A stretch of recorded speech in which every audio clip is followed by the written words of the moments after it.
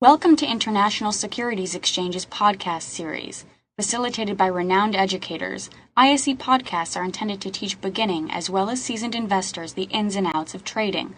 To find an updated list of podcasts, please visit www.ise.com/podcasts. Please be sure to listen to our important message following this episode regarding the risks of investing in exchange-traded options.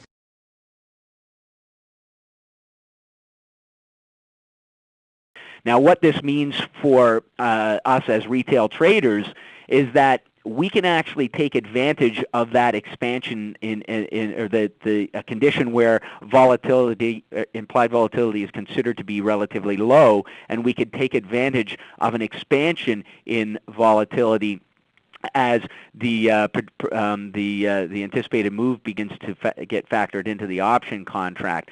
So it's important to look at creating a straddle or a strangle using options that would be considered, I guess for lack of a better word, cheap, looking to take advantage of that expansion in volatility along with a potential move in the underlying security.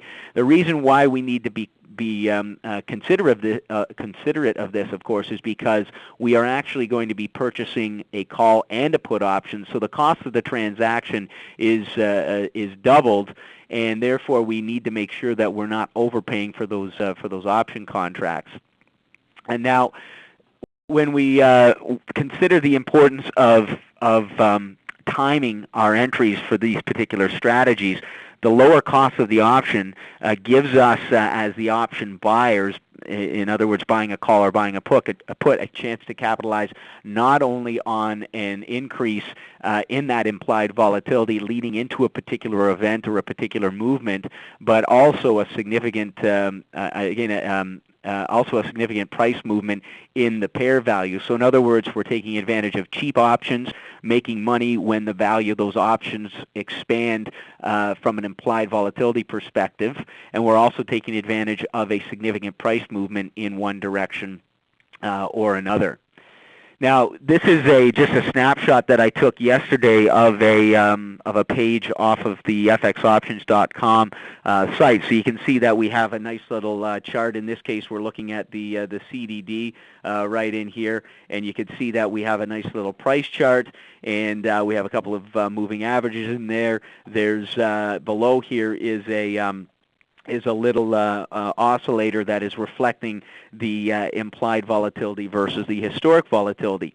And what I want you guys to pay attention to here is the information that we see in these two middle boxes. So you can see that the implied volatility, which is this is what the IV stands for, implied volatility, is actually sitting at 11.20 right now. If we look at the 52-week high with respect to the implied volatility, we can see that it was upwards of approximately 20% at one point. So we could look at this reading here and determine that option premiums from a historical perspective are relatively cheap compared to where they were.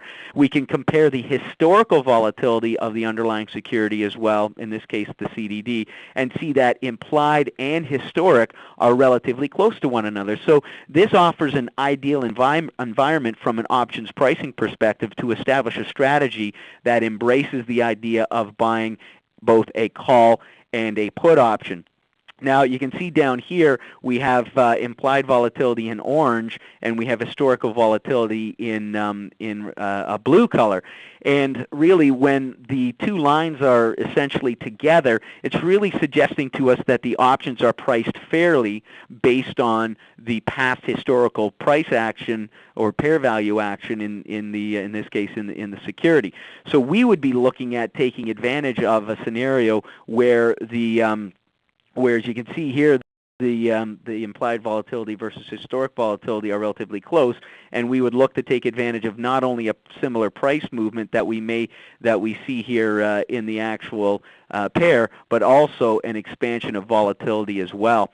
Now, to look at that a little more closely here, I've just clipped a shot of the the implied volatility chart or the volatility chart that you can get through the Options Express platform.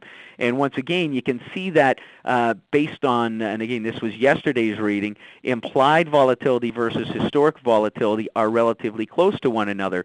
So the idea is that if we were looking at expecting an expansion in volatility as well as a significant move in the underlying pair value over a certain period of time, this would be perhaps an interesting time to consider that type of a trade.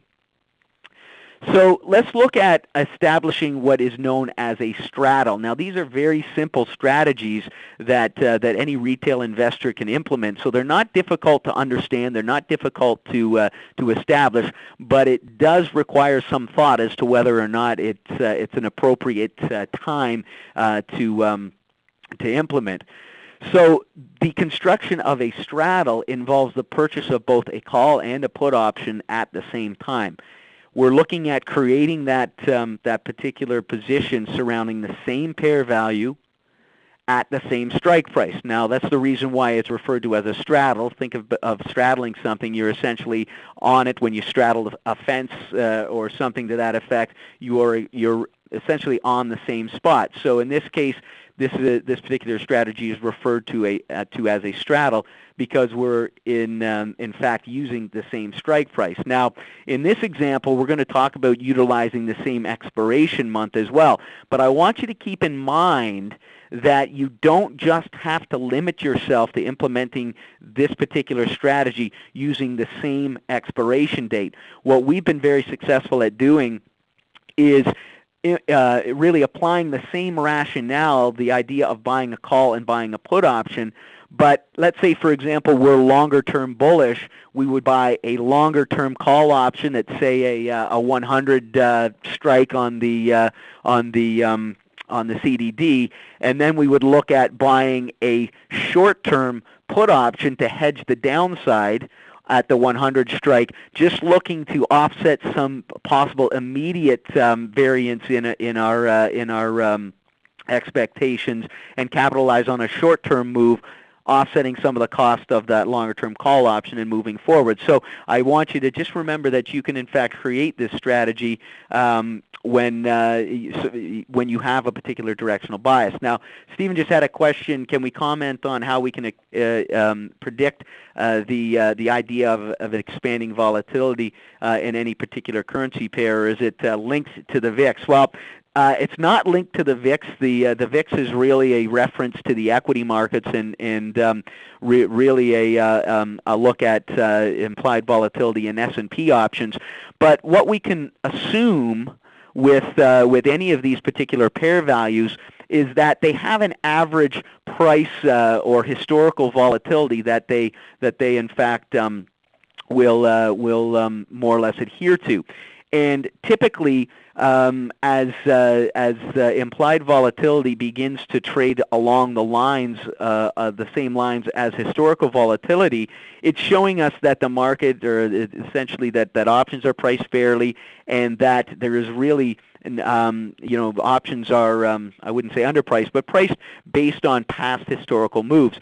But if from a technical perspective you were looking at a particular pair value, a currency pair, or there was some sort of an economic announcement coming out moving forward, one would assume that as we got closer to that announcement, you would see volatility expansion, so expanding.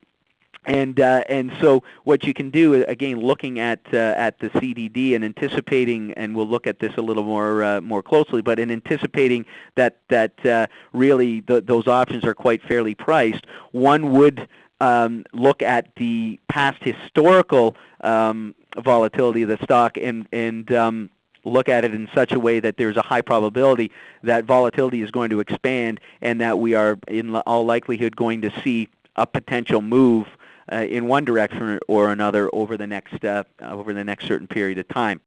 Thank you for listening to our podcast. To find more podcasts on options, stocks, alternative markets, and market data, please visit www.ise.com/podcasts.